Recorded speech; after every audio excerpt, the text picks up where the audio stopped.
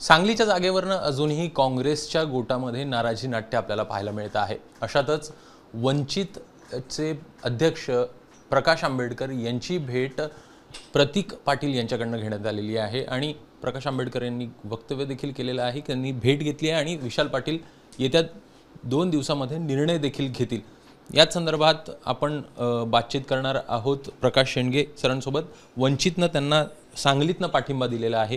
नेमका जर का पाठिंबा हा दिलेला असेल तर पुढची पावलं काय असणार या संदर्भात आपण बोलणार आहोत। एबीपी माझामध्ये स्वागत सर। कशा प्रकारे बघता आहे एकूण 2 दिवसात निर्णय घेतील आणि पाठिंबा जो आहे तो कुठेतरी वंचित देऊ शकतं का असे प्रश्न सध्याला निर्माण झालेले आहेत। काय तुमची प्रतिक्रिया?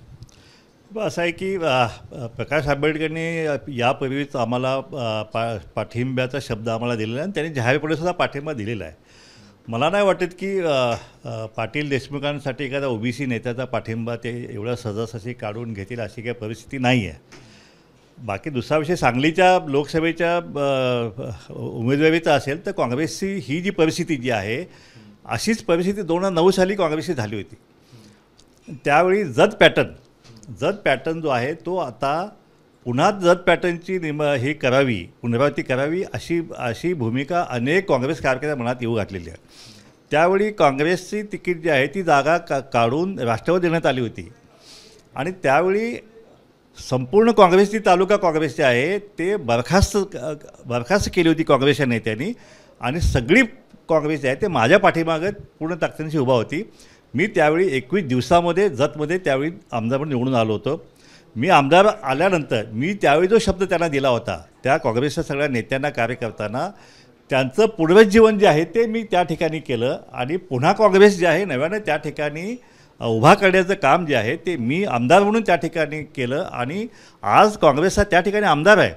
आज लोकसभेमध्ये ही जी परिस्थिती निर्माण झाली आहे अशावेळी पुन्हा जत पॅटर्नची पुनरावृत्ती केली तर मग वसंतदादा पाटलांच्या विचारांची काँग्रेस जी आहे ती टिकवायची असेल तर जत पॅटर्न आता पुन्हा करावा लागेल असं मला वाटतं आहे।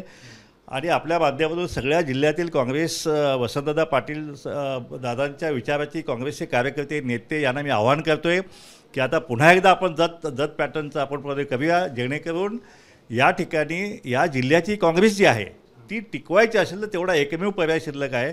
नाहीतर या जिल्ह्यातल्या काही नेत्यांना ही काँग्रेस जी आहे म्हणजे वसंतदादांची काँग्रेस जी आहे ती संपवायची आहे। कारण मागच्या वेळी जे झालं ते लोकसभेला ते आपण पाहिलं असेल काय झालं ते, ह्यावेळी पण तेच झालेलं आहे।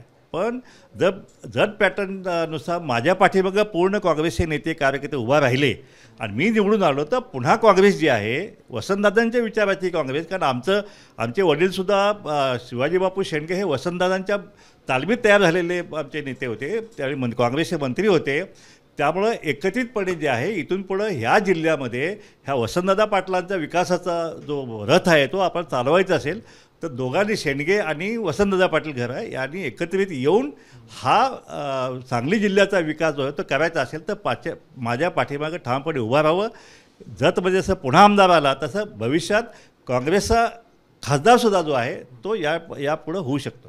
पण अण्णा तुम्ही स्वतः तिथनं सध्याला उभे आहात, कशा प्रकारे बघताय? कारण तुम्ही काँग्रेस पुन्हा एकदा रुजवण्याची सध्याला पुन्हा एकदा भाषा करताना दिसतात।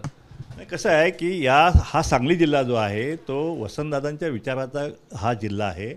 जो काय विकास झालेला आहे तो दादांच्या विचारातून झालेला आहे, त्यानंतर पुन्हा कुठला कोणी विकास या ठिकाणी केलेला नाही आहे आणि त्यामुळं तो जो विचार जो आहे जिल्ह्याचा विकास करणं हा महत्त्वाचा आहे। विचार कोणाचा हा पण दादांच्या विचारानं जर करायचा असेल तर मग मात्र एकत्रितपणेच हा लढा जो आहे तो आपल्याला द्यावाच लागेल। कारण त्या ठिकाणी आता कुठली भाजपची लाट नाही आहे, मोदी लाट नाही आहे, त्या ठिकाणी राम मंदिरचा विषय नाही आहे किंवा मोदी गॅरंटी नाही आहे, असलं काहीच नाही आहे। कारण भाजपचा तो उमेदवार जो आहे तो गेल्या 10 वर्षामध्ये आता त्याची अँटी इन्कम्बन्सी चालू आहे तिथे। त्यामुळं आणि शिवसेनेचा जो उमेदवार जो आहे तो आता नवखा उमेदवार आहे आणि त्याने तो पैलवान आहे, म्हणजे राजकीय आखाड्यातला त्याचा पैलवानकीचा त्याचा अनुभव नाही आहे आणि त्यामुळं ह्या जिल्ह्यामध्ये आता माझी उमेदवारी जी मी डिक्लेअर केलेली आहे त्या माध्यमातून एक मोठं आव्हान जे मी निर्माण केलेलं आहे। कारण त्या ठिकाणी ओबीसीची प्रचंड मोठी वोट बँक आहे, त्या ठिकाणी धनगर समाज मोठी वोट बँक आहे, मुस्लिम समाज मोठ्या संख्येने आहे, दलितांची वोट बँक मोठी आहे।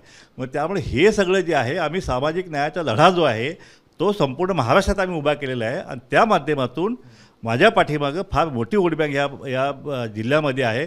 आणि जर काँग्रेसच्या कार्यकर्ते, नेते आणि त्यांच्या विचारधारेची जी काय त्या ठिकाणी मतदार आहेत त्यांनी जर माझ्या पाठीमागं पाठबळ उभा केलं तर माझा विजय आणखीन सोपा होऊन जाईल. आणि त्यामुळं त्या विचारसरणीतला एक खासदार जो आहे तो या जिल्ह्याला पुन्हा मिळेल. कोणाचं तुमचं बोलणं झालेलं आहे? प्रतीक पाटील असेल किंवा विशाल पाटील यांच्याशी काही तुमचं या संदर्भात बोलणं झालं?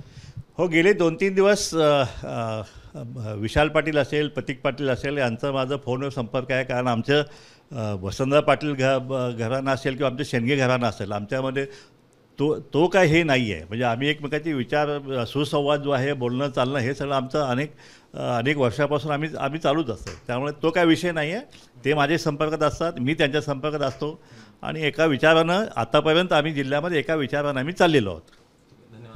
तर एकूण बघायचं तर सध्याला जत पॅटर्न राबवला पाहिजे अशा प्रकारची प्रतिक्रिया आहे ती प्रकाश अण्णा शेंडगे यांच्याकडनं देण्यात आली आहे. सोबतच वंचितचा पाठिंबा जो आहे तो वंचित काढणार नाही अशी देखील त्यांची अपेक्षा आहे. कॅमेरामॅन अजित शिवतरकरचा अभिषेक मुठाळ, एबीपी माझा, मुंबई. एबीपी माझा, उघडा डोळे बघा नीट.